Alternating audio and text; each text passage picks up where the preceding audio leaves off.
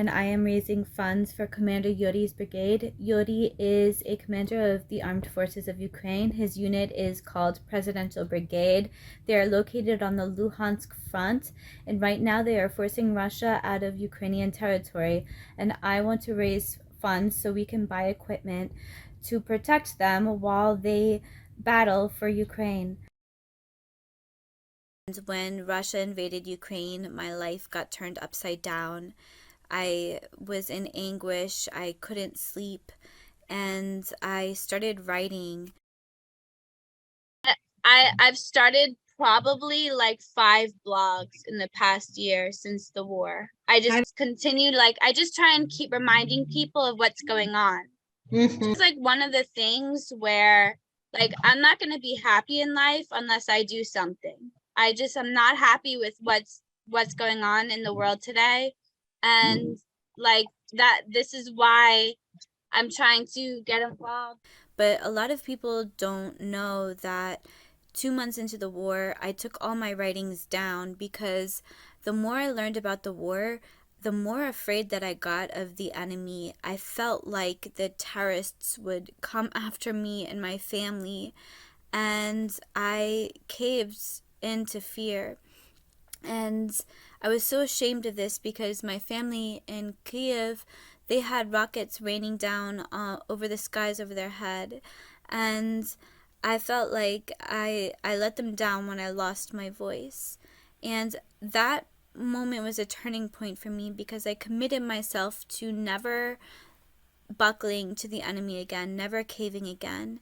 And that moment ultimately led me on a path that led me to friendships with some of the bravest men on earth right now, the defenders of Ukraine. Carl Larson, he was a foreign American former fighter, a former U.S. military veteran who fought in Ukraine. Last year, I spent 6 months in Ukraine, and I still strongly support the Ukrainian people in their cause, fighting for their freedom and, frankly, for our freedom.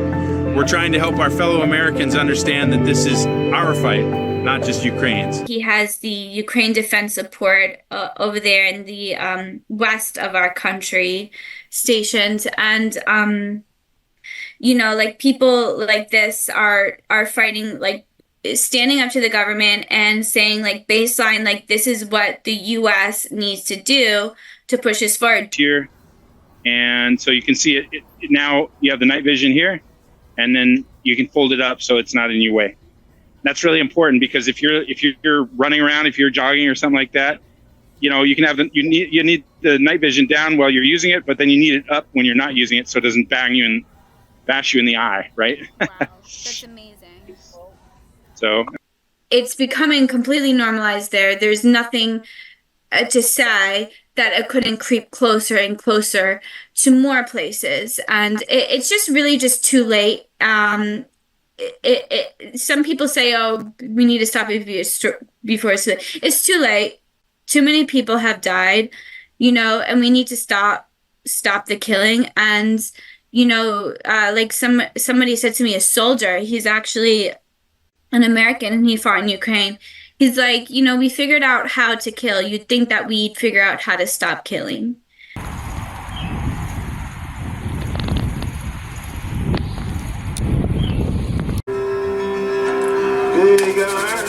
Ready for the interview? I'm going to film it for you. Sure.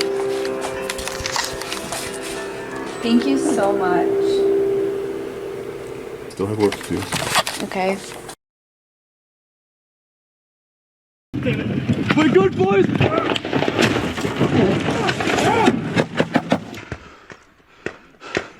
Where's Jay?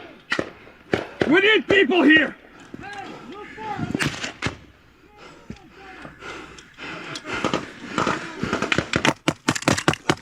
So, you know, we had myself and 11 other guys going up against a company-sized Russian element in fortified positions. It's what it is. And, you know, it boils down to planning, preparation, training, execution. So I'm an American veteran that was served in Iraq and Afghanistan. I've been in Ukraine since the start of the war, since March 1st of 2022. I'm here today. I came back from Ukraine, from Avdiivka, to address the speaker today on this Ukraine aid bill. If I and hundreds of other Americans and citizens from countries across the globe are willing to stand up and go to Ukraine and put our lives on the line for freedom and democracy, the least you can do is put a call to vote on this bill. One last thing here. I've seen what the effect of America has on abandoning its allies. We saw it in 2014 in Iraq with ISIS. We saw it with the fall of Afghanistan in 2021. Let's not make the same mistake again. Mainly geared towards the Americans. Like, you got to understand, like, so we're this like beacon of democracy and stability. When another country decides it wants to move towards democracy, we should support that. If they get attacked, we should support that. This whole isolationist movement that we're doing nowadays isn't productive for democracy worldwide. It's not productive for anyone worldwide. So just open your minds and understand that. I'm in touch with several people who fought in Ukraine, Americans who fought in Ukraine, and Ukrainians fighting in Ukraine on the front lines, and people from all over the world who fought in Ukraine, actually. One of these friends is Commander Yuri. I met him through other friends, through some humanitarian work that I did. And Commander Yuri and I keep in touch on a regular basis. His brigade, named Presidential Brigade, is on the Luhansk front. How are you, Yuri? It's so good to see you and hear from you. Я також вас радий бачити дуже сильно. Does your brothers and you think that something needs to change with maybe provisions or strategy in the war right now? Без допомоги ми б взагалі нічого не змогли зробити. Тобто ті самі боєприпаси, ті самі виплати, які там надає Європа, Америка, це дуже сильно впливає на хід війни. Так само можна взяти ті самі хаймерси, які нам дуже сильно допомагають. Я сам бачу, як вони працюють і яка в їх ефективність. Ну це просто небо і земля. Да, це просто один снаряд і ціль знищена. І все. Звичайно, чим більше допомоги, тим ефективніша буде, можна сказати, зараз оборона.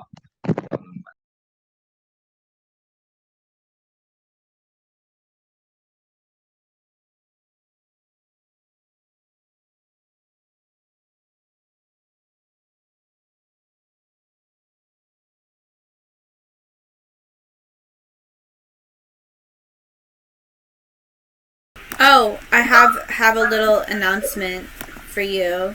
Okay. So I'm going to be volunteering with Ukrainian Catholic University in Lviv next week.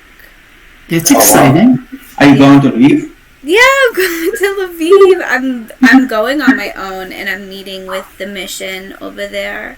Mm-hmm. So Holy cow. Be safe, man. Thank you. Yeah, I'll try and be safe. Yeah. I mean, Lviv is relatively safe, but you know it's a war zone. Don't ignore those air raid alarms.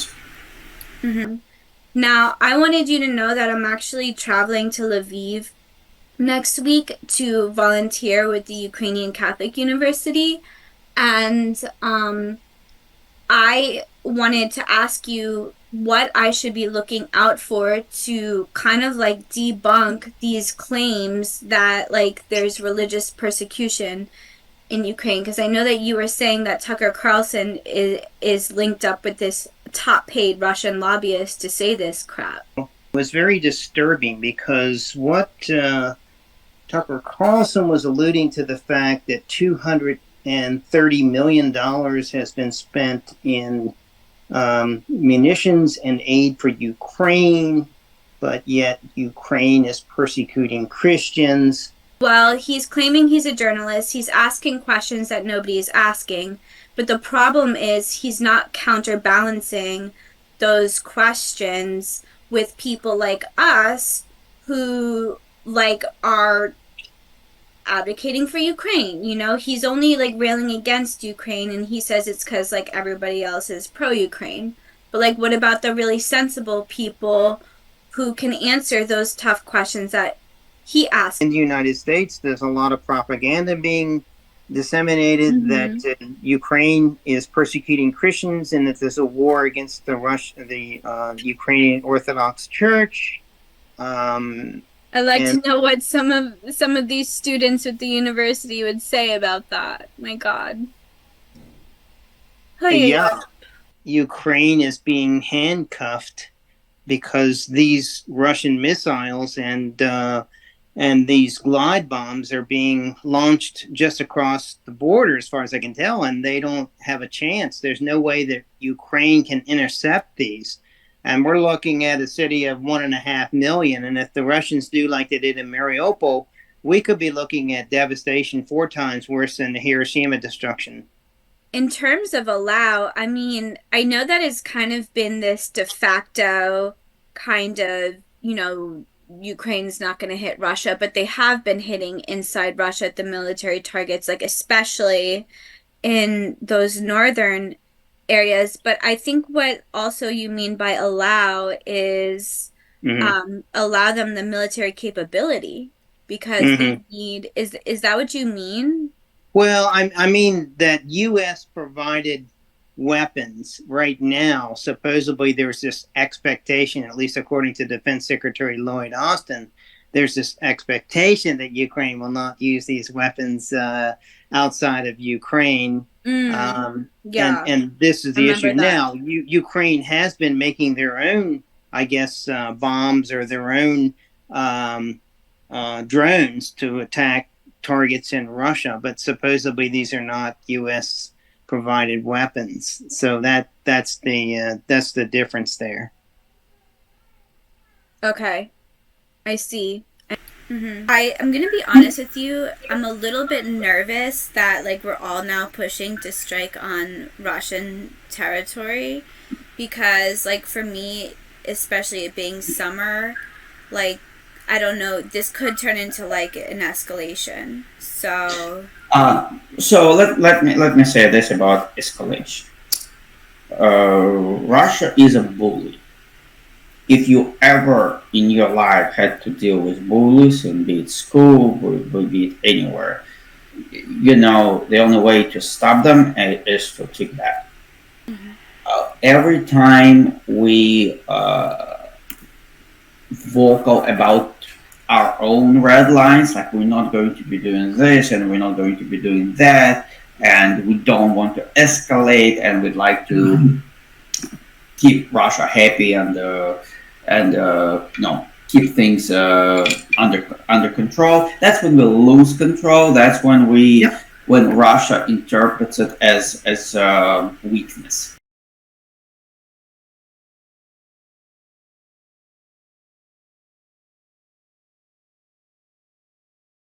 Bye. Have a safe flight. Okay. See ya.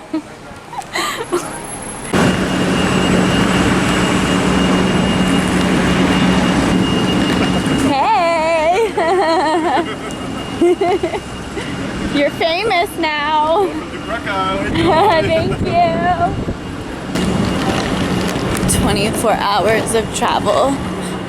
I don't know if this is where I need to meet anybody. Australia.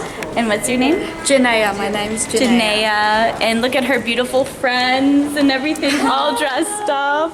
Look at you. You're such a good representation. Tell me like anything about like, I don't know, what it is, like how free it is to live there. In Australia? Yeah. Well, I feel actually so privileged to live in Australia. Everything is so safe. And I honestly just love it. I go to all different countries and I love Europe and I love America everywhere I've traveled, but Australia is just different. It's so laid back, everyone's so kind and nice, easygoing and safe. Yes. Thank you so much. Nice to meet you. You look beautiful. Look at you. Thank you. Have fun today in Poland. Thank you so much. Take care. Thank you. Bye. Next station, Kraków.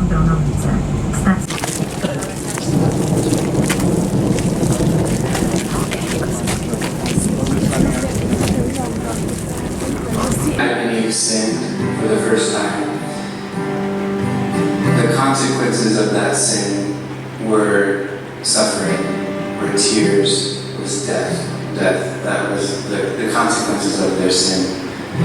So, but right, even in Genesis, God gives the promise of salvation. He said, the serpent would strike at her heel, but she would crush his head, or the seed of the woman would crush the serpent's head. So this is the Polish checkpoint, and then there'll be a Ukrainian checkpoint. Yeah.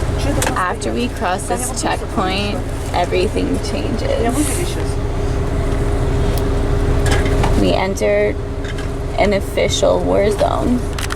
The likelihood of us becoming civilian targets significantly increases just by crossing this wall. Can you believe it? What's wrong with the world? Готуйте, будь ласка, паспорта на першій обкладинці і без на першій фотографії і без обкладинок без всього. And the bus driver is a little bit getting on my case. He made me throw out my coffee, he made me turn my camera off at the border, and he made me sit down before he gave me back my passport. So we're having fun here already in Ukraine. Breaking the rules a little bit. The trees, like, you could even tell.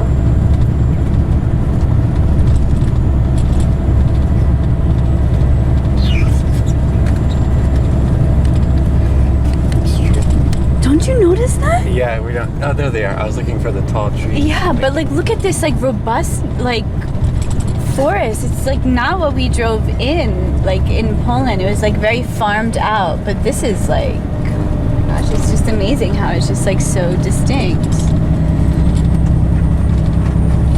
So many things change when you cross the border. This is literally the reality right here. Like, we just crossed into Ukraine, and this is like the emotion. Like, we're now like not in a secure place, basically, and it's just like this is the world. Like, you could literally cross into a border and all the rules change.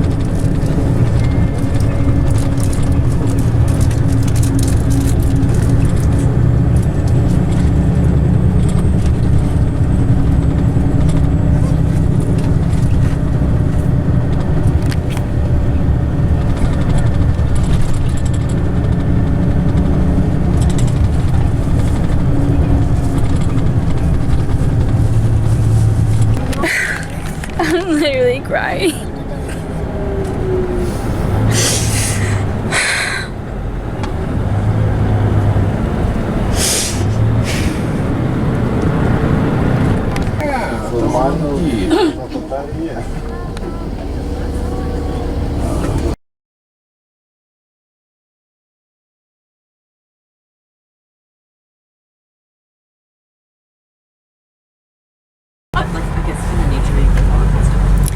Чи думаєте, Україна стоп вони тепер і дайте територія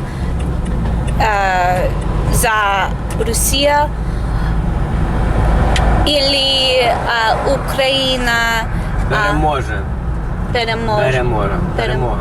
Окей. Україна треба всі територія, так? Всі території. Всі території. Свої території. Чужі ні, свої.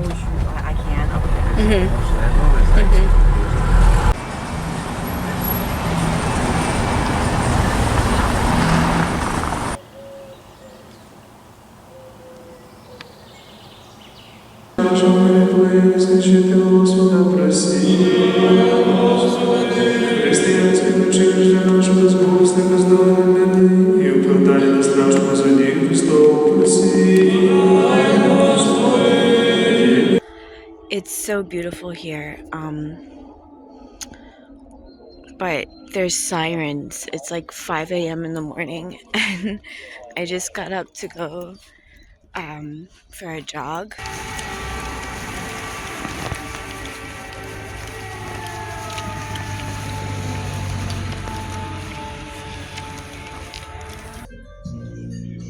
This looks really Ukrainian to me.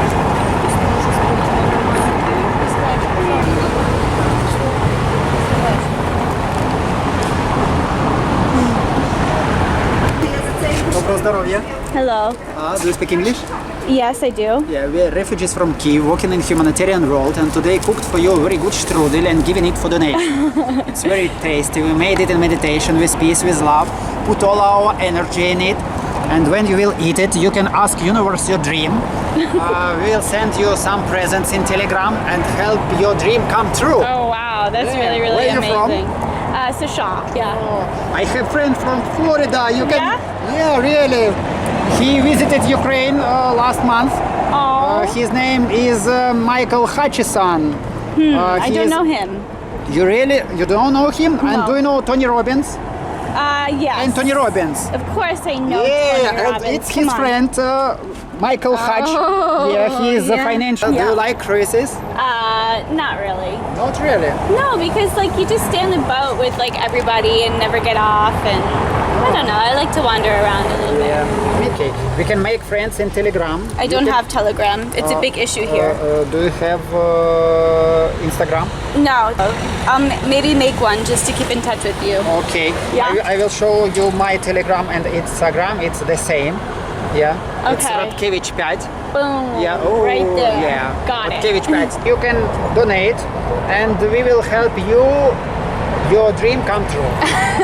Okay, I'll make a little donation. Can I give you a hug? Sure. Yeah. Thank you. My dear. Okay. See you. Bye. See you in Florida. Oh yeah, see ya. Mwah.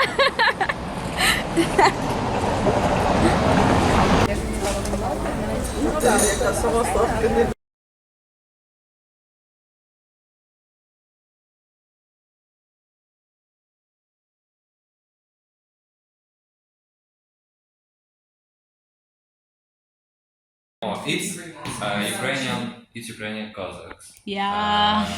It's like Cossack. Just it was my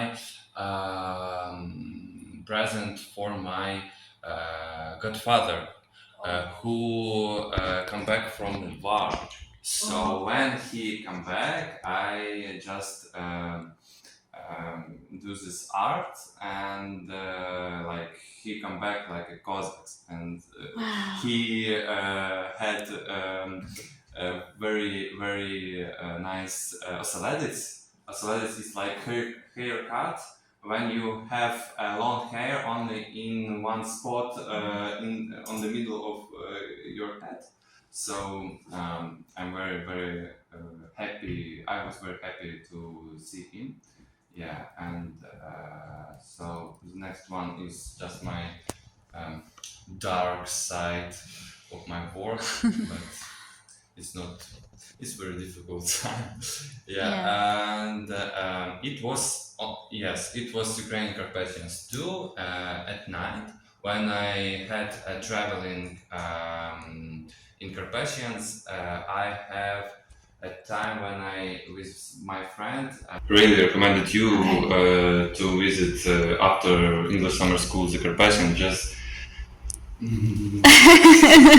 I want to talk about like kind of the evolution of now breaking away, how Ukrainians have finally begun to break away from this kind of forced language use that eventually turned into a choice, because at some point in modern times it was just a choice for people to use Russian, but now artists are choosing to make art in Ukrainian. So can you speak to that? Right. Well, in the Soviet Union, Ukrainian wasn't, well, it was discouraged, okay, but it wasn't like prohibited, like in the Russian Empire. People say that there were like lists of words that you shouldn't use in writing because those are like too Ukrainian sounding. They were deemed bourgeois nationalist words, which is insanely stupid to say out loud, right? But that's what was the thing. And they were like really common words that meant like maybe, libon. There was like perhaps. And you can use that really.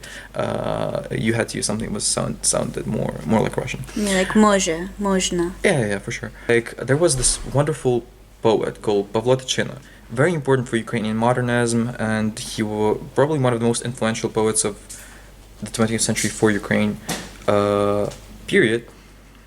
And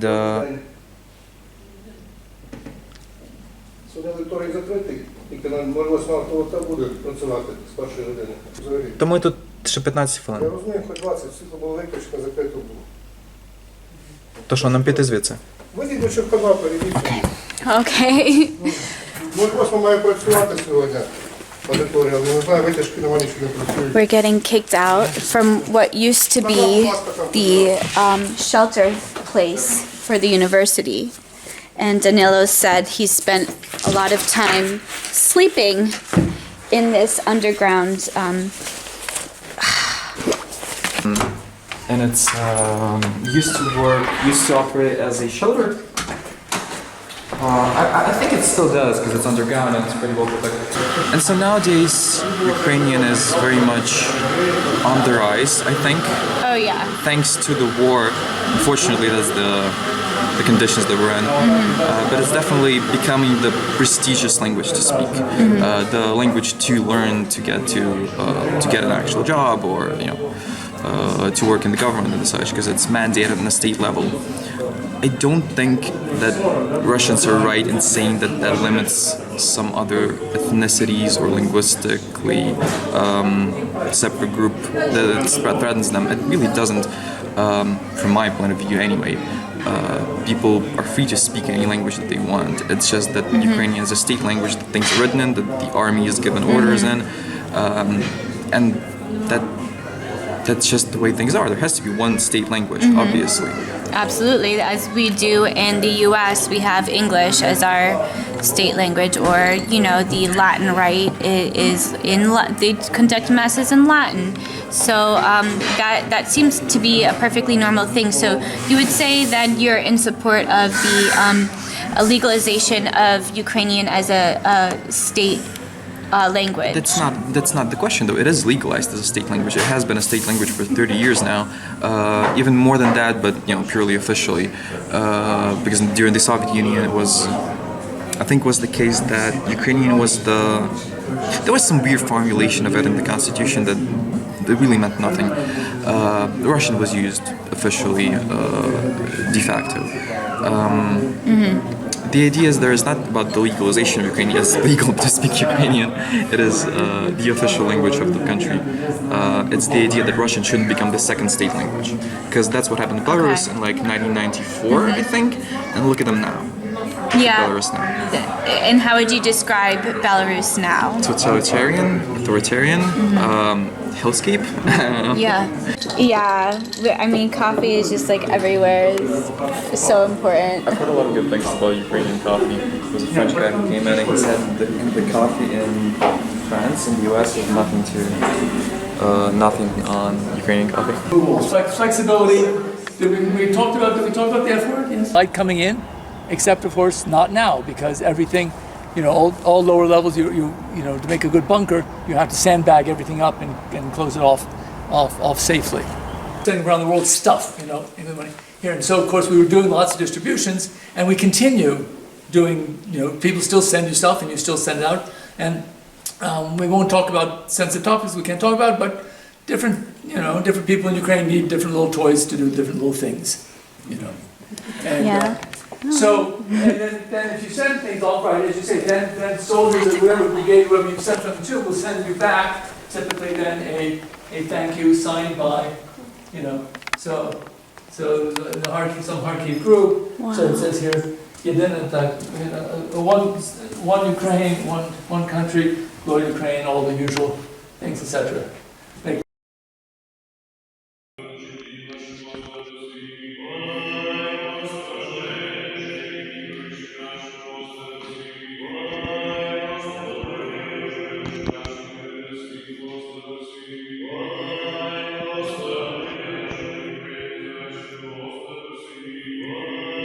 We're all having a party right now.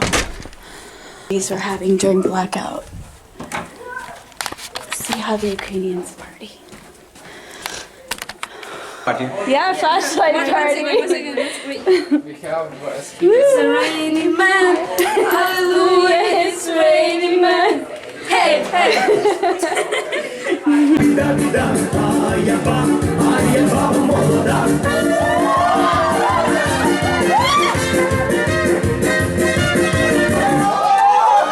Завдяки мінеральній воді. Душа страждає,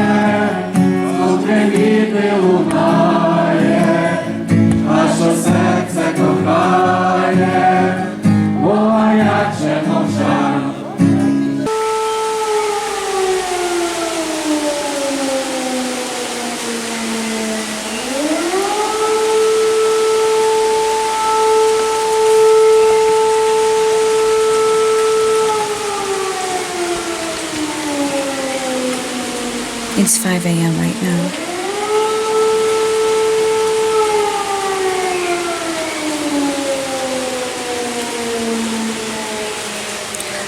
Russia launches missile attacks on Ukraine, targets Western oblasts.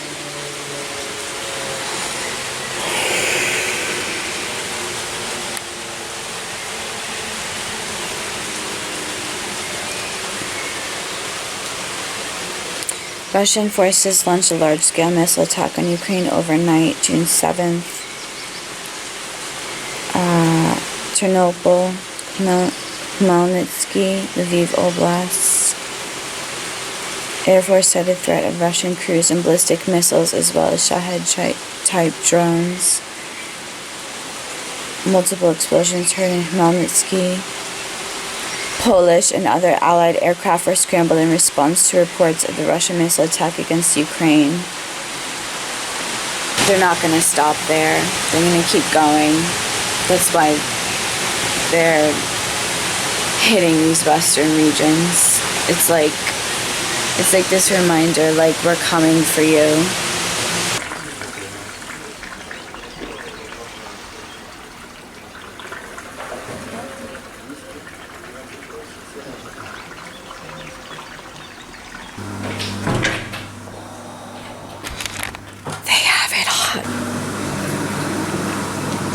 I have all of this to myself. Ooh, it's cold.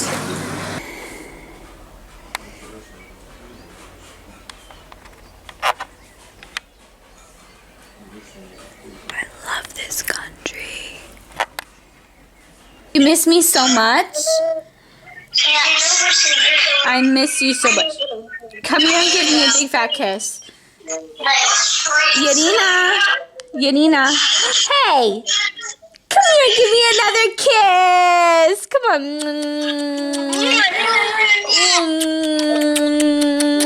I love you so. Oh, it's you. Oh my gosh. Put the cute one back on. I'm just kidding. I love you too. Do you want to give me a kiss through the phone? Hi, I love your colors. Are you from here? Are you from LVIV? Yes. Okay, I love it here. So, what's his name?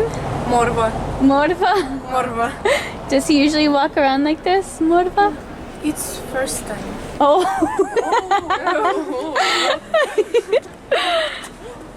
Привет, Morva. Oh, okay. Пашу відкрила.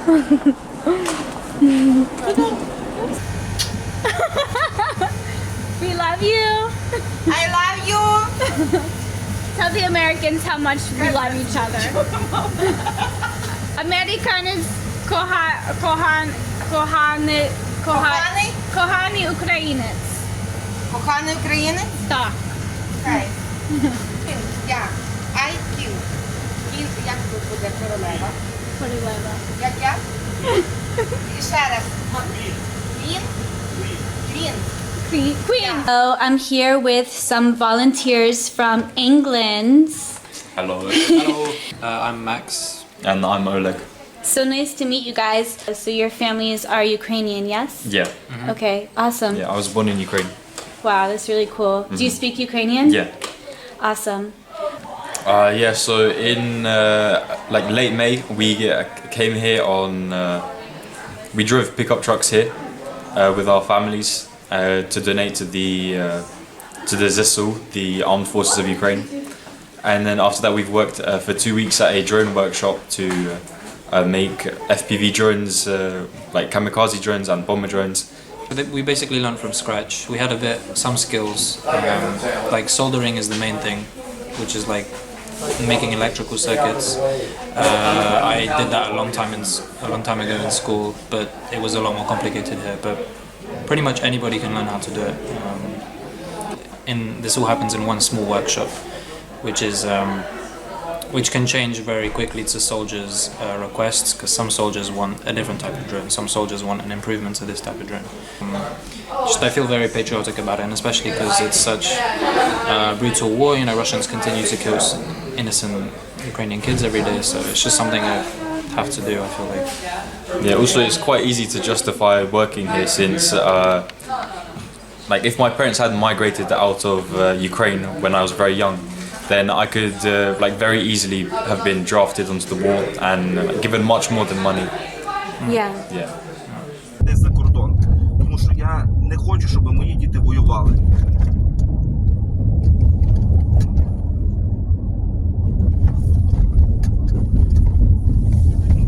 I'll say so, I don't plan to go anywhere, but I have 2 sons growing up if the war doesn't stop for the next 2 and 3 years, then I'll think about selling property here and moving somewhere abroad. Yeah.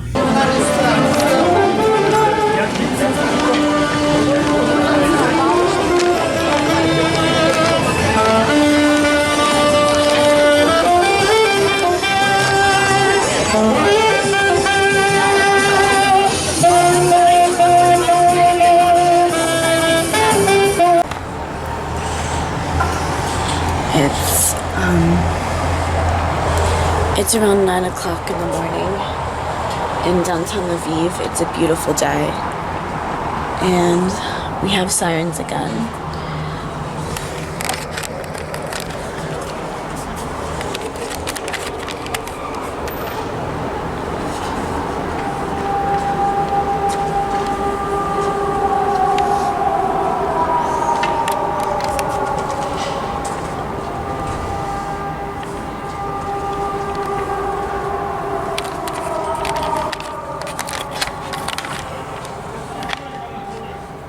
This should not be normal.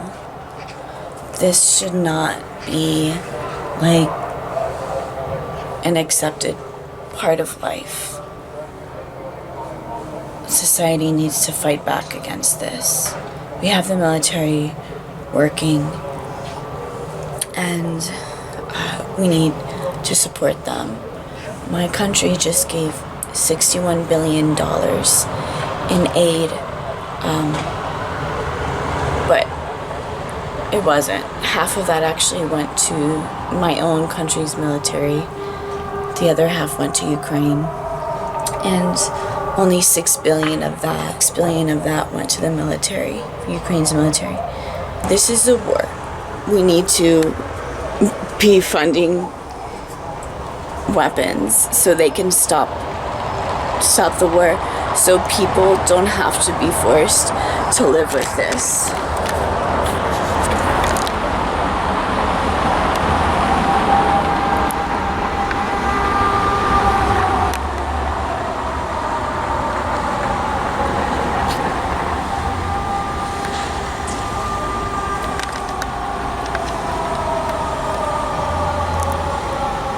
Can you tell everybody what's up with the coffee maker? The coffee maker. Oh, I'm just entrusted with bringing it to make sure that there's a coffee maker on hand so that I don't have to be surrounded by crabby people every morning.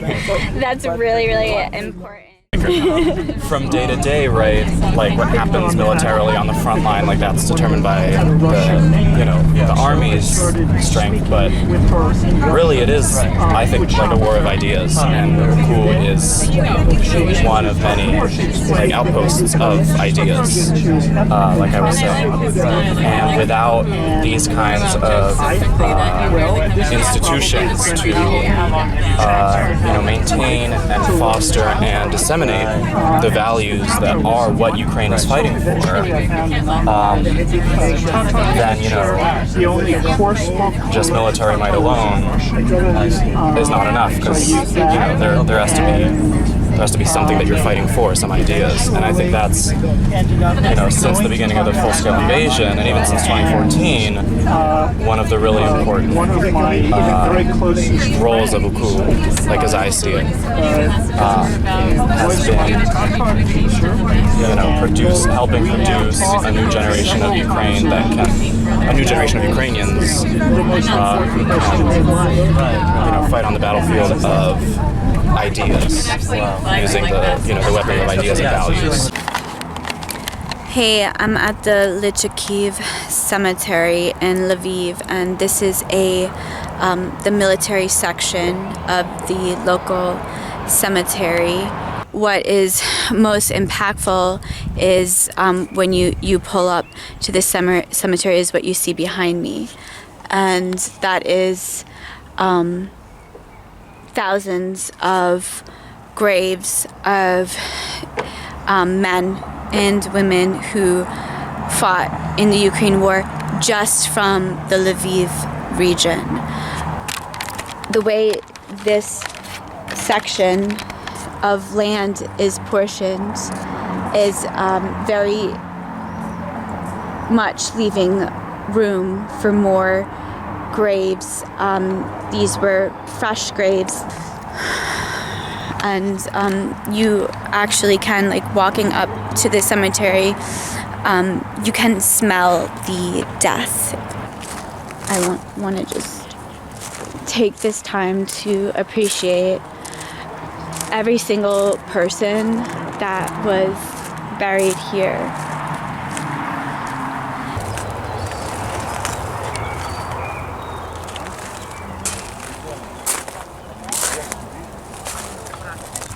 Ви солдат? Батько. Син.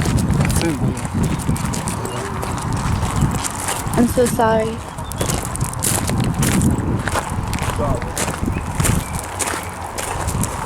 Wow. Beautiful.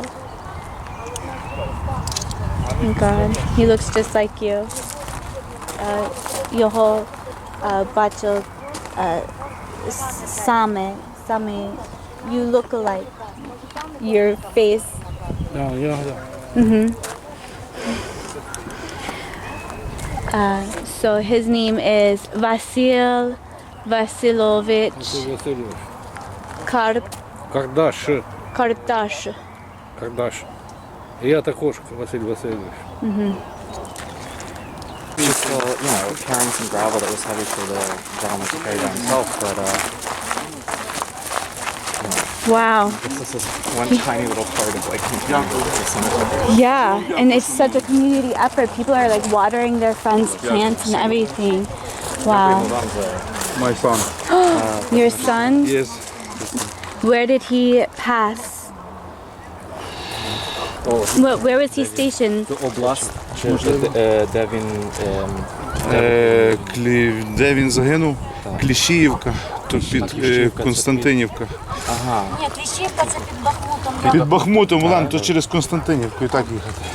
Кліщіївка. It's in Донецька область. А я був в Часовому Ярі, майже там біля нього. He says I was like almost like near him, Chasiv Yar, at times. But Chasiv Yar, that was nearby. Wow. So you were stationed too. You were fighting. Ти борювати теж? Я воював теж, да. Я зараз відпустка, вікенд. Wow. Where are you? На вікенд. Where? Де? Харків. Харків. Oh my God. Я чула сьогодні зранку одну новину стосовно того, що Америка дає зброю, і якась зброя заборонена, щоб вона летіла в сторону агресора.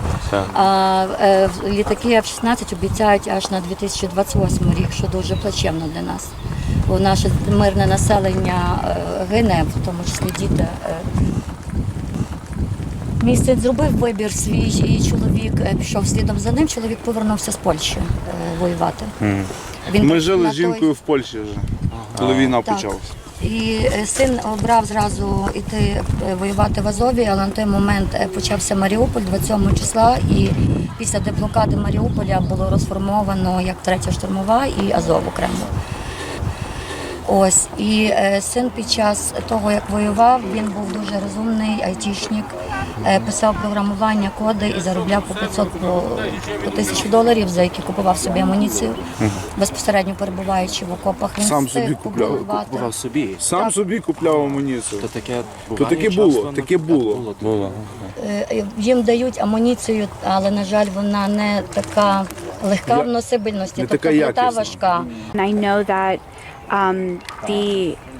the Azov battalion have been treated so unfairly in the media the propaganda calling them Nazis, and this is such a powerful battalion. Я багато розумію різних так це, а просто неможливо сказати про Азов якось стисло, воно настільки. These were people who were above all patriots. Ukraine did not go into Russia and say, you know, Kubani is ours, some other cities are ours, right? Russia came into Ukraine on the morning of February 24th and, you know, started killing women and children, raping women even. And so these are people who were patriots and not Nazis. Their son once found a dead hedgehog on the ground when he was little. And everyone else was walking by. He carefully took it and buried it. These are people who have a heart. These are people who are not Nazis. Wow. Yeah. Amazing. She's going to take us to... Okay. Thank you so much. Thank you. Дуже дякуємо. Дуже дякую. We need to be saying thank you to you because you fight for the world's freedom. І вам також миру. Бо влітку всі боротися за свободу. До перемоги остаточної. Будемо боротися. We will fight until victory. Всього хорошого. Thank you. I'm so sorry. I don't know how it happened, but if we are together, we are strong together. We are taking the strength from each other, and it helps to survive, to live, to keep going. How do you feel like if maybe you don't come here for a while? Oh, it's terrible. Once I went to Italy for some days, and I woke up in the morning and I understood that I want to come here now, right now. But I understood that I'm so far from here, and it was really terrible. Oh my God. I can't wait to come here, to come back to Ukraine and to come here. Wow. Yes, sometimes we think we can live in this house near here, so to spend much time here, right here. Wow, that's amazing. I don't know why, because we don't think it's cemetery. It's like our second home, as you said. To coming here is not heartbreaking all the time. Sometimes we are laughing also. It's strange, but it is. And coming here, it's like moving on. It's not like to be broken and to don't want anything in your life. Saying that I'm coming for dating with my fiancé here. Sometimes I'm drinking coffee and we are drinking coffee, we are smoking together, we are talking together. So this is our life, this is our reality right here, right now. And may I ask, was one of them your fiancé? It's his here. Can you show me him? Yes. Wow. This is my Dennis. Dennis? Dennis. Oh, he's so handsome. He was so beautiful. Wow.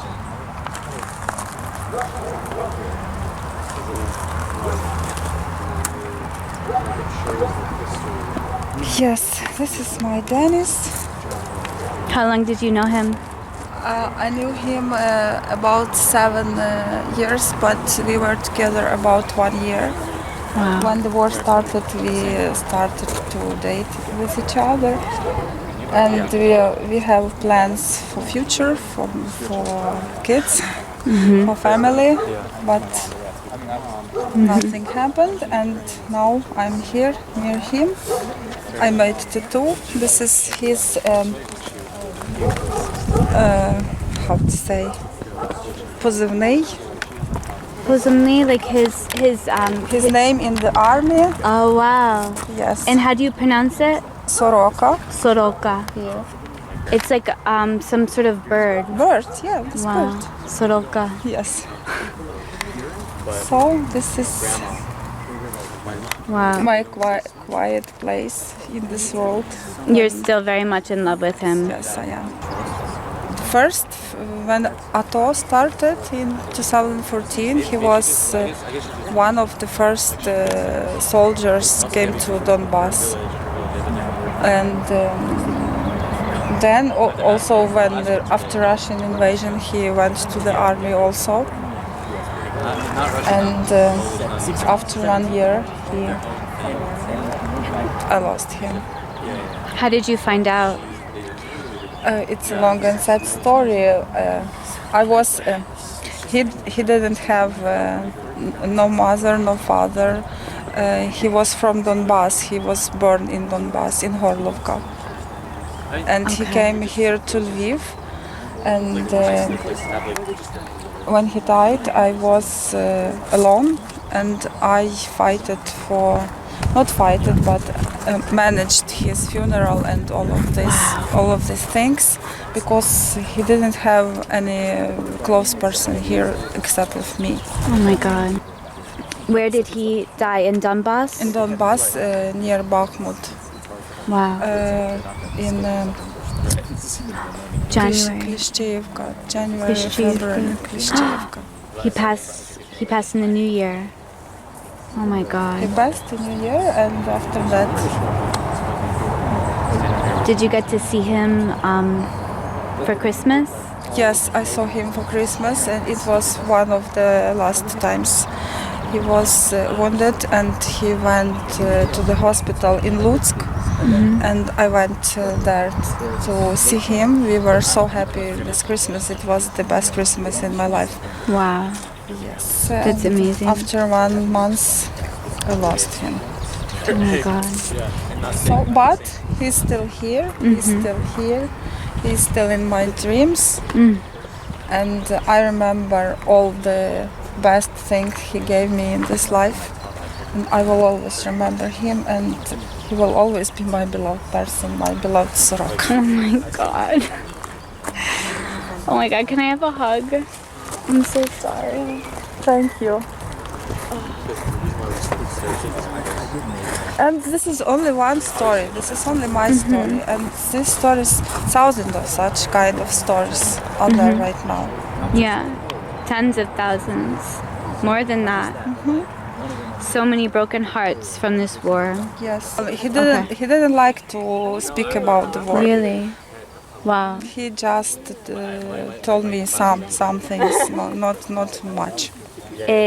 Is that because it was hard on him, or did he not want you to know? He said that you don't have to know it. You shouldn't know it, because these things that happening there are very terrible, much terrible, and I will not tell you. Oh my God. Wow. And so he was a protester in the street at Maidan, the revolution. Yes. Yeah. Wow. He was on the revolution, and he was born in Donbass, in Horlovka, but he was protesting on the Euromaidan, on the revolution. And that's absolute proof that yes. Ukrainians in Donbass want Ukrainian. Ukraine to be Donbass. They want Donbass to be Ukraine. They're not pro-Russian. Did he speak Russian all the way up until his death? He was speaking Russian, but I was trying to teach him Ukrainian, and he was speaking Ukrainian so funny, with so funny accent.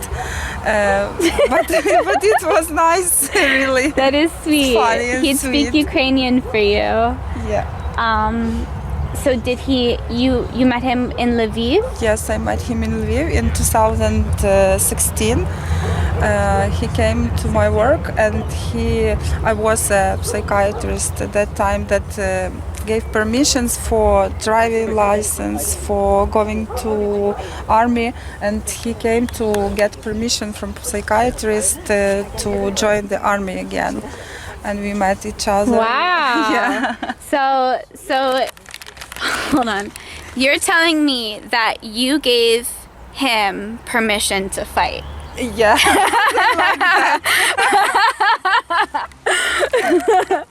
Like that. That is so funny. Oh my God. But it was a long time ago. So he is a soldier, but you were his commander. Yeah? Yeah, he was just a soldier.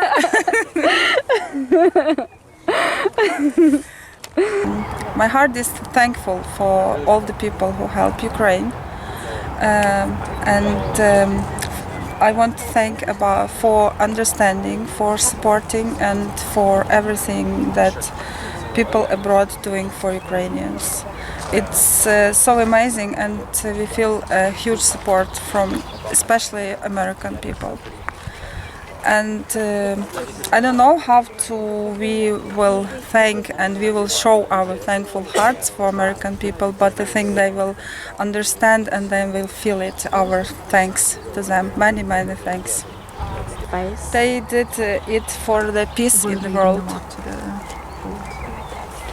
For the peace in the world, not only in Ukraine, for the whole world to be in peace and to live happy. Thank you. Absolutely. Thank you. So Thank nice you. to meet you, Roxana. Nice meeting you. Take care. You too. Slava Ukraina. Героям слава. Great.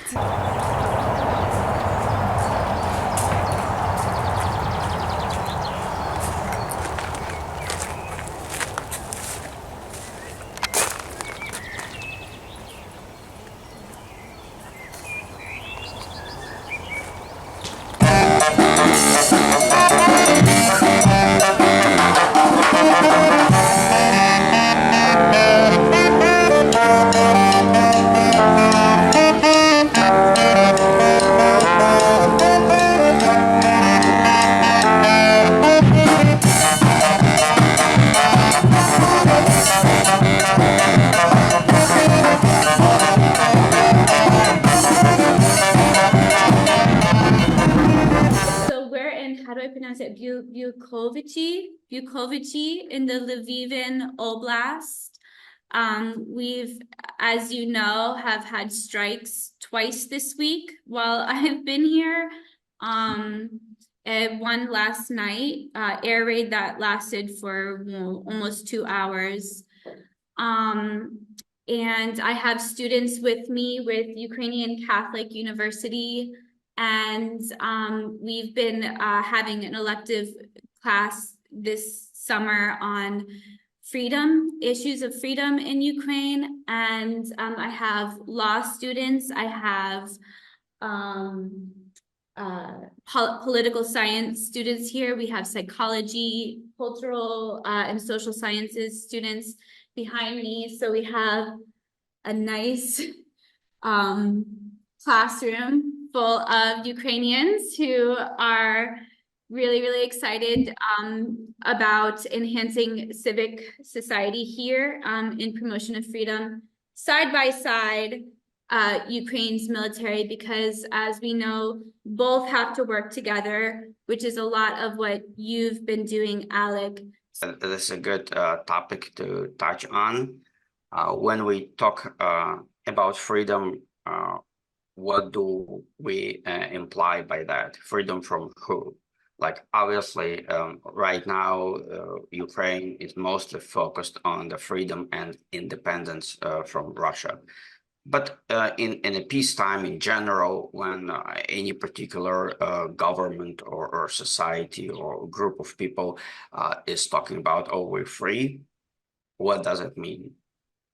And I believe a lot of people come close to answering that question, but not quite. So in the United States, freedom, or I should say liberty is a much stronger word than freedom. Liberty probably the best translates to Ukrainian as voля. And like liberty, what that is it's a freedom while taking responsibilities for your action. So you're not just free, you're also assuming the consequences of what you do. More sirens, more war, and the Air Forces are busy protecting us right now.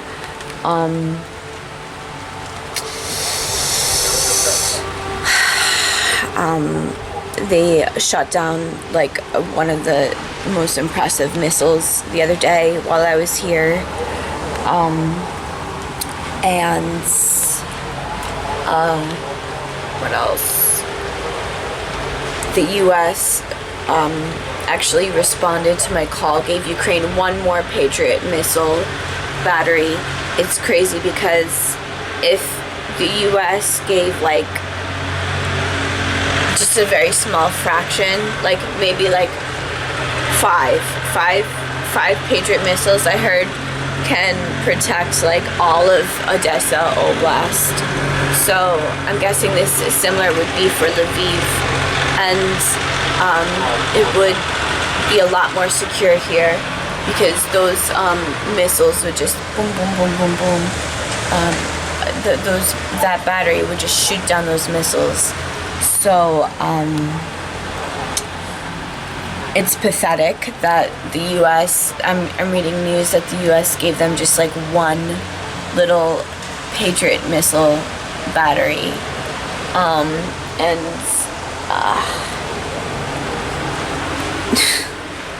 Like just being here and like hearing that news is like so pathetic. It's like it brings such a shame to my country because I know we have a lot of patriots. I'll get you the number later, but this is a beautiful country, beautiful people, city, and we're just living in war, living in war because, our allies haven't been able to figure out how to stop Russia yet. And I need to get some coffee.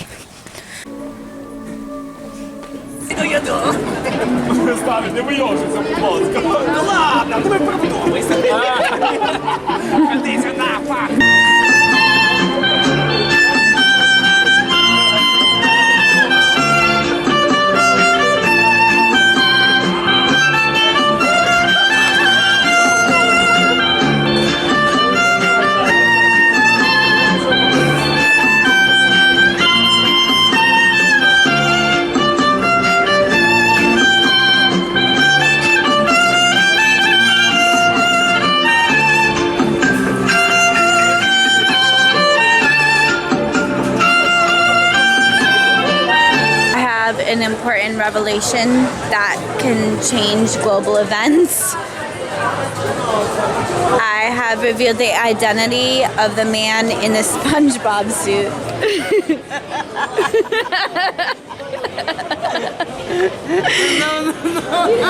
We're cracking up right now. All right, Lviv, love life. Love life right now. Hey, what's up? There he goes. There's about to be a... Oh, shit! Damn. All right. It's not supposed to go down like that. All right. Oh. All right. It's not Ukraine if there's not a good fight, right?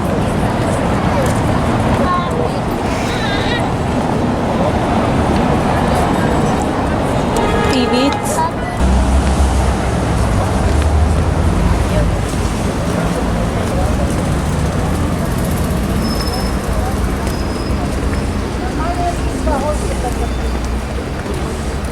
Благословена ти між жінками і благословена плід лона Твого, бо ти породила Христа Спаса і Збавителя душ наших. І нині повсякчас, і на віки віків. Амінь. Щиро дякуємо за спільну молитву за вашу присутність і Богом благословенного.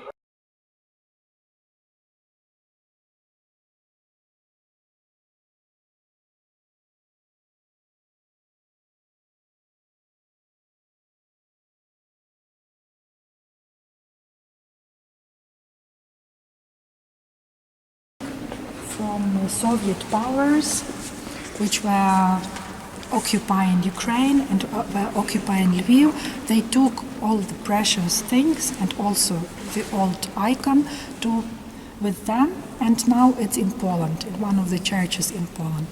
We have only the copy of the icon. I feel that similar things are being repeated today, yet Russia says Ukraine is not a religiously free place persecuting Christians, but we could clearly see that that's not the case. Of course not. There's a lot of Christianity here. The Ukraine is persecuting only Moscow Orthodox fathers, priests, and not all of them, but only those who collaborate with the Russian army and who take part in the invasion. Only those are persecuted, not any. Of course, it is justified persecution because many people die because of them. Some of them, for example, when the territory of Ukraine was occupied by Russians, some of them told the Russian soldiers which people were patriots, which were Ukrainian teachers. So when Russians came to Ukraine, they had ready lists of people who had to be eliminated firstly. And they were teachers, patriots, and politicians. So it's interesting, the teachers were among them. And they, as far as they lived here, and they of course knew their parishes, their cities, they knew who lived in their cities, they were giving away the people who were, some of them were really executed by the Russians. Some of them managed to escape. And of course, for such things, for such crimes, they have to be prosecuted. It's quite, yeah, it's a crime, justifiable to have prosecution. Day at night, and if those basement rooms have any windows, those windows have to be covered to make more protection. So they have usually are covered are protected additionally with the sacks of sand. And what century is this? Because this is pretty barbaric. Yeah. Right. It's so special to take video. Hopefully. It's very interesting thing in Ukraine. Yeah, it's like religion is so free and out in the open. No one cares about that, no. Because we're free about religion, something like that. Yeah. I've noticed like religion seems to be an important part of the culture.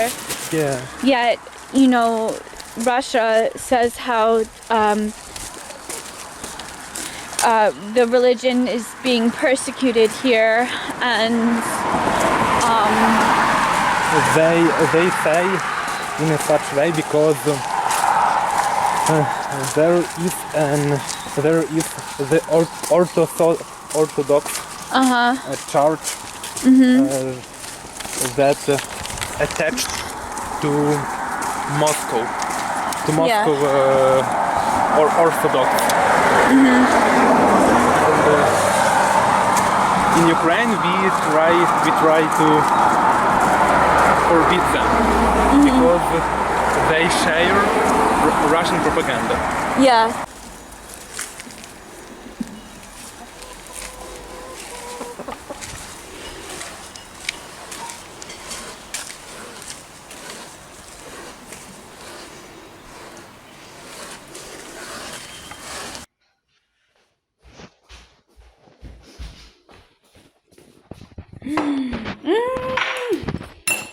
Yummy! Цукерки. Козиріг, так. Козиріг і, можливо, вона така примхлива, як і кози. Can you go here? Yeah. Тако. Yeah. Perfect. Давай. Okay. Me next. Okay. Perfect. It works.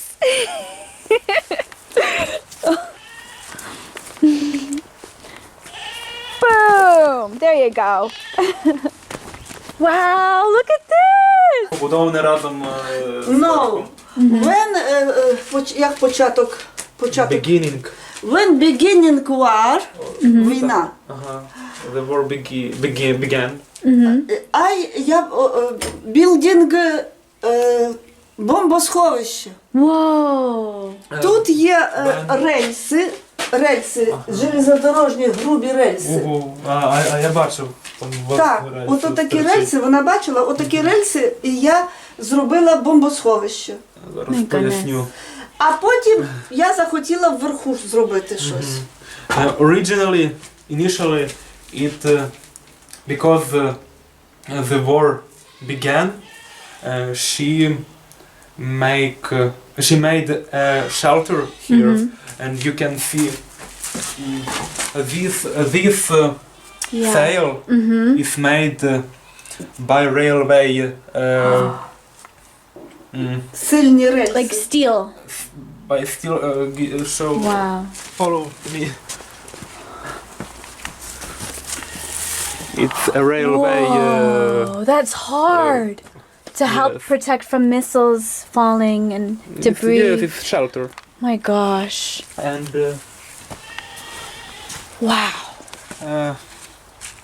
After some time, she decided to make the another room. Yeah. Make it nice, yeah, like a real. Okay, you start with the bomb shelter and you turn it into a new house. Yes. Improvise, innovation, right? My gosh, this is amazing. Wow, look at this. It's amazing. Cozy! Yay! Hello, you want to say hi? Oh!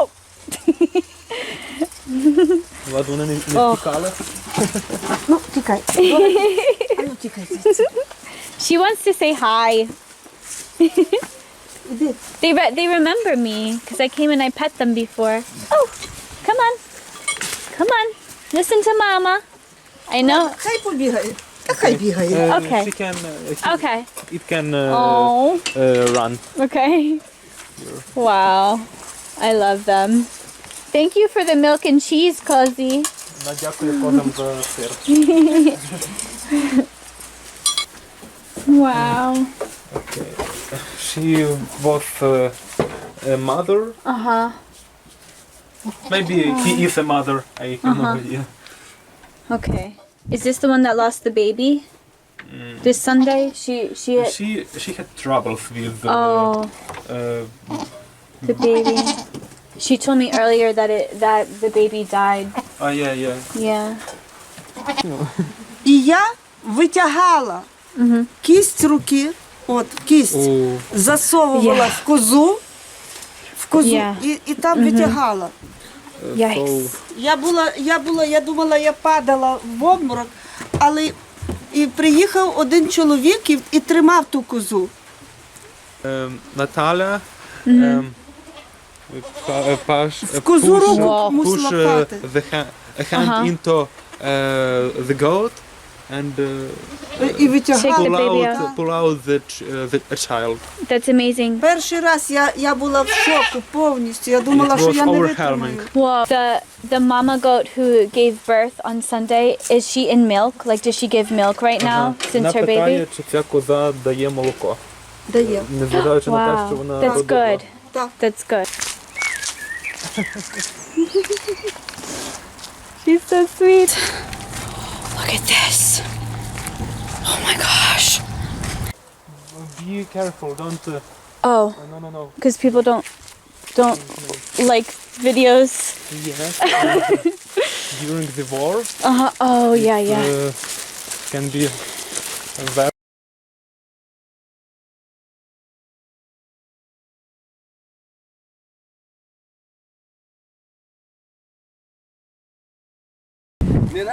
Ah! I got you. I didn't. I'm sorry. I could probably get in a lot of trouble.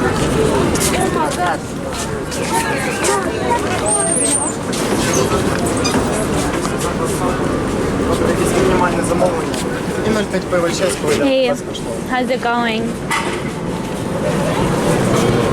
No speak. So. It's okay. How are you feeling?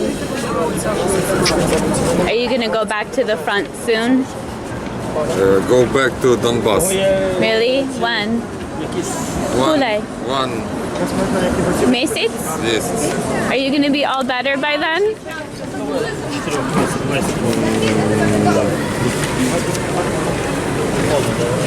Хочеш іди Донбас?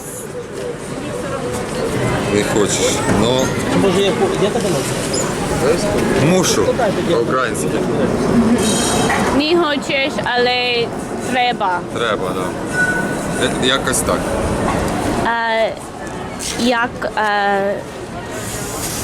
зовуть? Як тебе звати? Андрій. Андрій? Дуже приємно, Андрій. Мене звуть Алекс. Я американець. Дуже приємно. А я інтурист. Це Олександр. Я волонтер. І я після на мілітарі. І я активіст в Washington. І Активіст в Вашингтоні. I want more weapons now for you guys. And I love you guys. Thank you. Thank you. Thank you for fighting. Thank you. Bye bye. Bye bye. Be safe.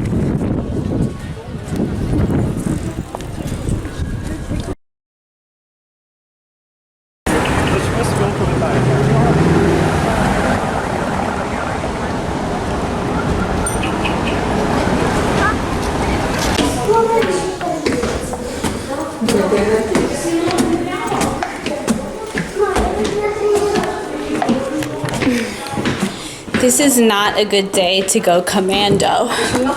I will tell you that right now. Wow.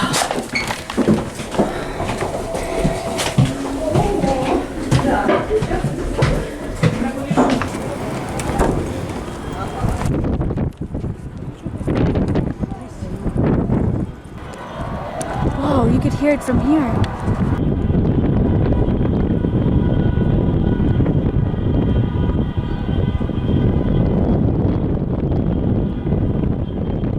Free Azov.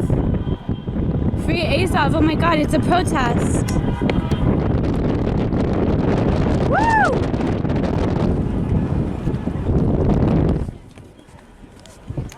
I'm gonna head down and see the protest. Опа. Хтось там крякнув, то їде.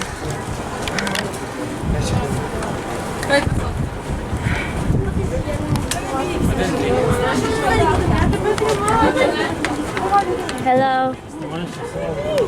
Can I ask you some questions? Hey. How are you? It's okay. It's fine. Yeah. It's not okay. What brigade are you a part of? No tell? Niskuza? No, do you speak English? Okay. Чуть-чуть. Okay. Hello. It's us again. Yes. We're reunited. How are you? Did you know about this protest? No. It's for to free Azov. What do you think about that? Do you have any comments? Андрюха, кажи, що приїхав з Авдіївки. No speak English. Кажи, було дуже важко. Please speak English. No speak. Окей, українською. Українською так. І хочеш кое-що Дещо. про Azov і liberating Azov. I don't understand. Oh yeah. What weapons do you use? AK-47? I don't understand. You just don't want to talk. Yes. It's okay. You say yes. No speak. Very No good. speak. Андрюха, say yes. I won't tell any of your secrets. What are you guys doing today? Як правильно сказати на англійській, вихідний. Вихідний. Вихідний. Weekend. Weekend. Weekend. So nice. One weekend. Пиво? Бачу ви діти? No. Time. Time. Time to go. I'll go with you guys. I have to go too. We'll go together. Come on. Bye-bye. Let's go. It's a free country. If you go down, I can Time go to down. go. Time to go. Okay, let's go. Guys, we're gonna go, okay? Bye. I have to go somewhere. Woo! And I want to see the protest.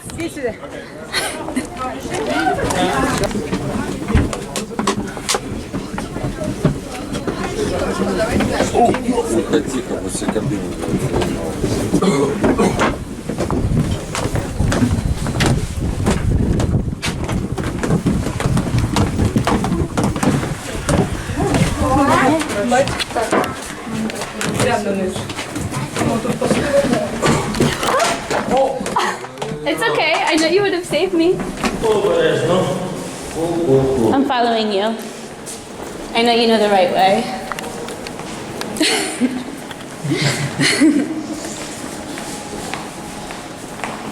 Українські козаки. Так, козаки.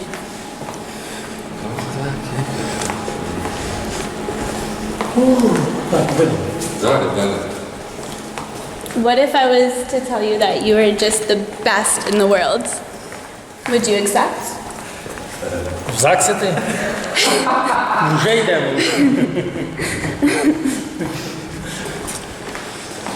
Ой. Зразу звільнять зі служби. Вже можна буде їхати куди хочеш. Не розумію. Але я кохаю, що ви сказали. Я буду слушать.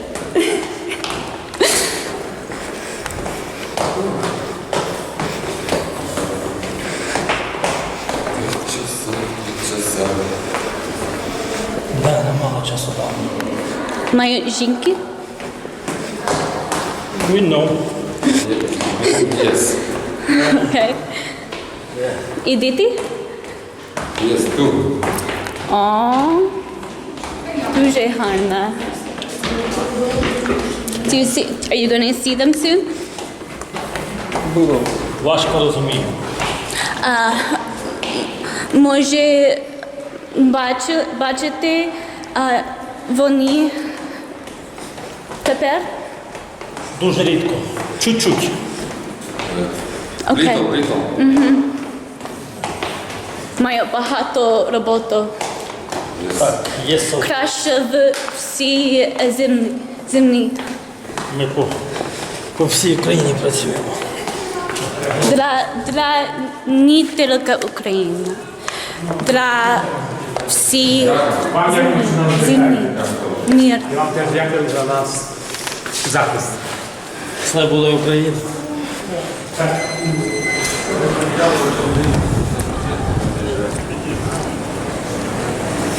You're giving me a present now? А ну, хлопці, тихо, зараз.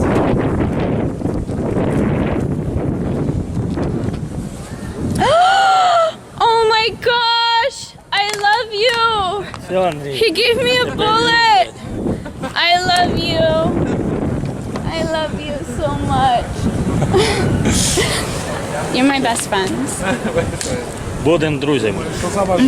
The best in the world. I promise you that. Goodbye. Goodbye. Feel better. Be safe. Mwah. Слава Україна!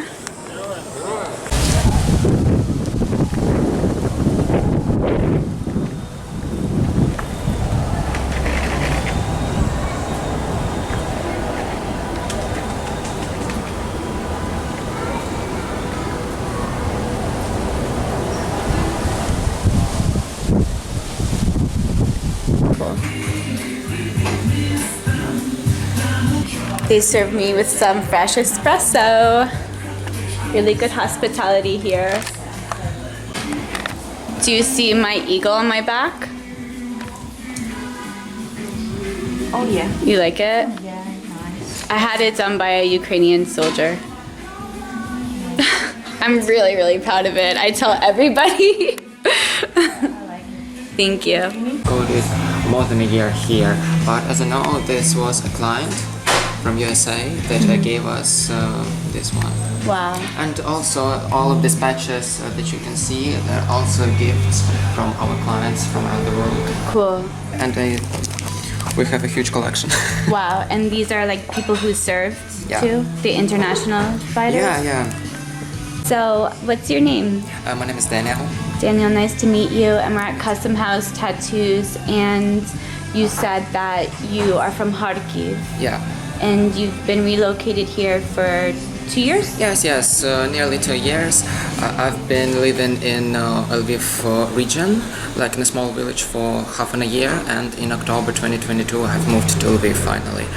I've been born in Kharkiv and lived there for my whole life, but after the war started, 24th of February, we've been living first in the subway, in the metro for like 10 days, and after that we decided to move to the west part of the country. Even in American politics, they've been talking about allowing Ukrainians to strike into Russian military targets with American weapons. And I personally think that they should have always been able to do that. And Kharkiv is going to remain Ukrainian. The Ukrainians aren't going to let it go. We're not even talking about it, it's obvious. Yeah. So. And we will rebuild it, and it will become even cooler than it is right now. Yeah. And it's have been. Yeah. Love Kharkiv. Love Ukraine supporters. We love you. That's mutually. Thank you. Love you. Look who I ran into again. And do you drive this to the front? Твои машины на фронте? Wow. Can I come? I love you guys.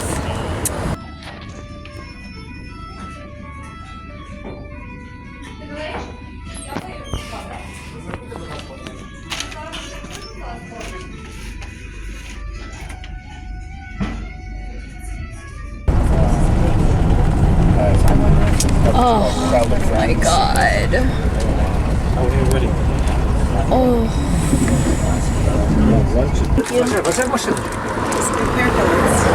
Okay.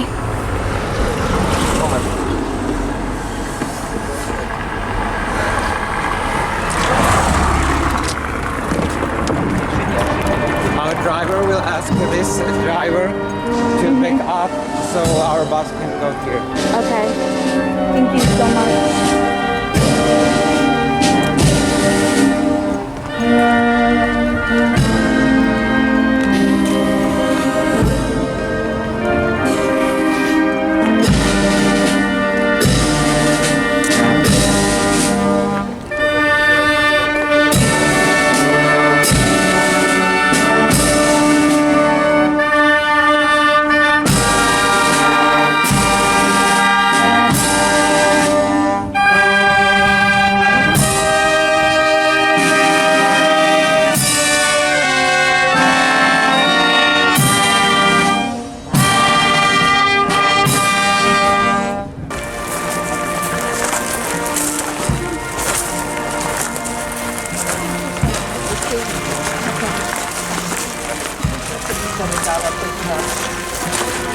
Ти маєш мало дядька, якого хотіли. Він до тебе був як рідний тато. Всюди тебе водив, всюди тобі взяв.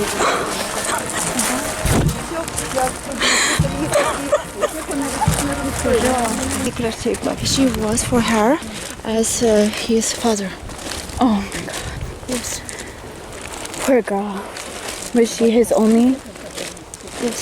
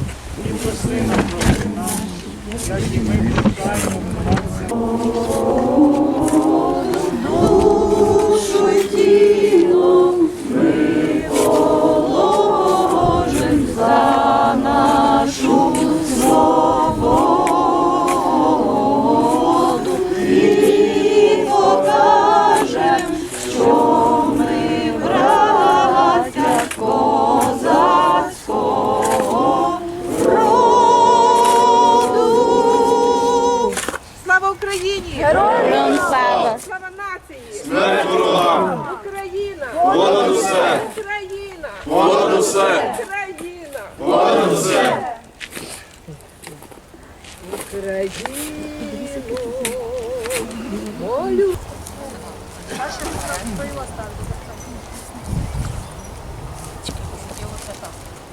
Треба на кошечок поставити. Поставте так, як ви ставили кошечок.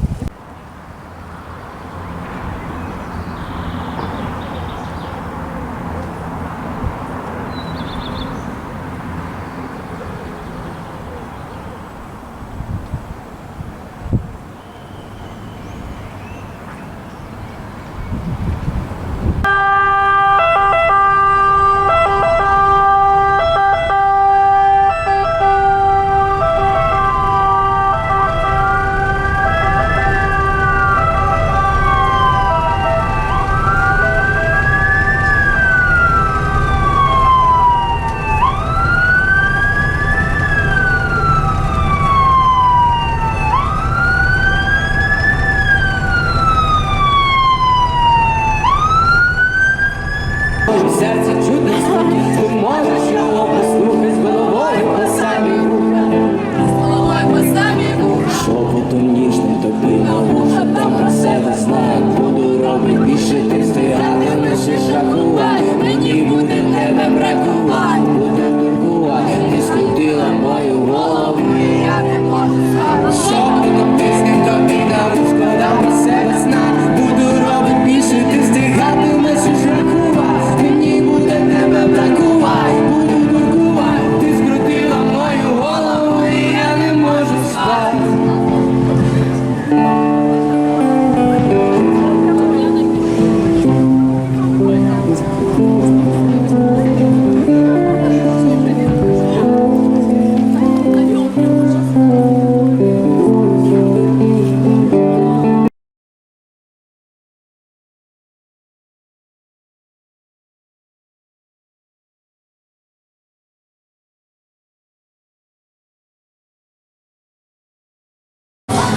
It's 9:30 a.m. and I'm partying at Ukraine's border.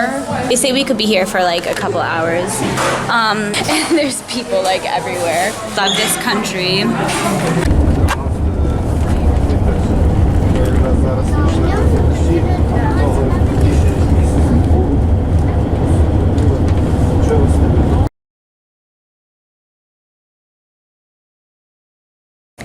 Hey, we're at the Polish airport. I found Bill Rigsby, a Texas pastor who has spent most of the past 2 years in Ukraine. Everybody who fights on the front that I speak to says the Russians outgunned them severely. Have you heard any of this? And what is your opinion, as like a Texas man, like Texas, like Texans love guns, right? What is your opinion on the lack of weaponry that Ukraine has, and like what we can do as Americans to send them more? Well, talk is cheap and opinions, everybody's got one. But I like to deal just in hard facts. Ukraine is outgunned in artillery 10-1, so for every shot they fire at Russia, they get shot at 10 times. It's a travesty. And their civilian populations in the cities are exposed to literally daily targeting and bombing of shopping centers and schools and hospitals and municipal centers and hardware stores, just churches. This is 21st century, people. This is going on. So we need to do more. We need to do more. And we need to understand the truth.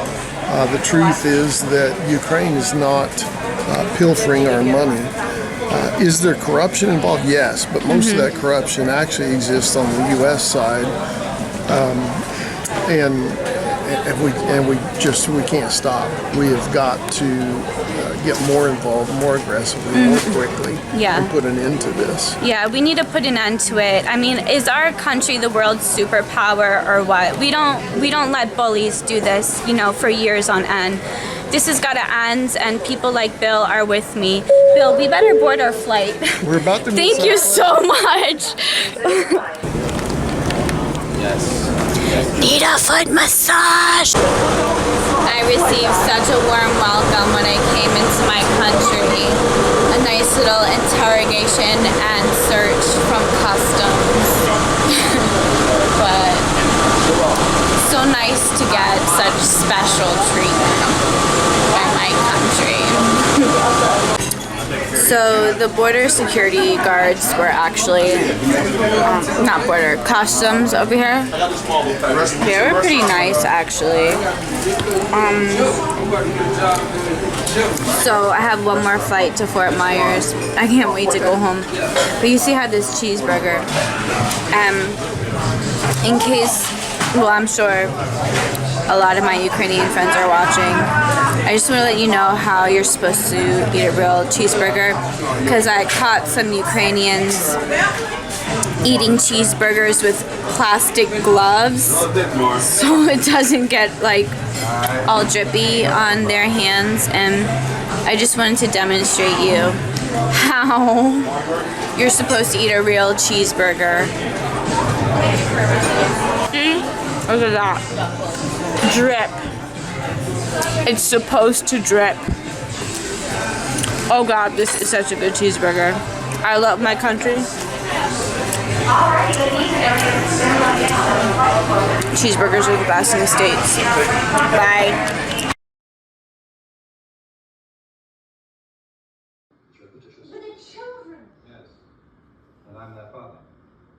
Cards for the military. Borscht on display. Radios, helmets, IFAC. Carbonated water is a must.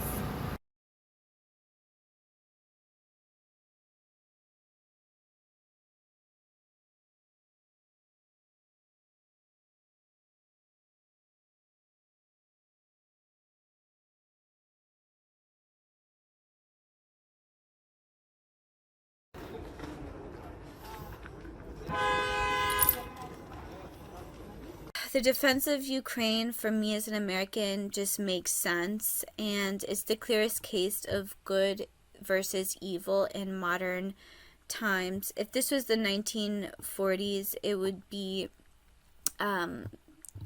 us fighting Nazi Germany, but this is today, and this is now Nazi Russia. Now that I know what I know about what's going on with the war, Russia raping, torturing, kidnapping, brutally and mass killing Ukrainian people, I can't turn my back on this country. I cannot turn my back on our allies. And so I'm with Commander Yuri. We keep in touch every so often, every couple of days, weekly, on a weekly basis. He gives me updates from the front line. And this is my good friend, and I really appreciate you helping my good friend, Commander Yuri. Thank you so much, and God bless America, and Slava Ukraini. Thanks. Bye.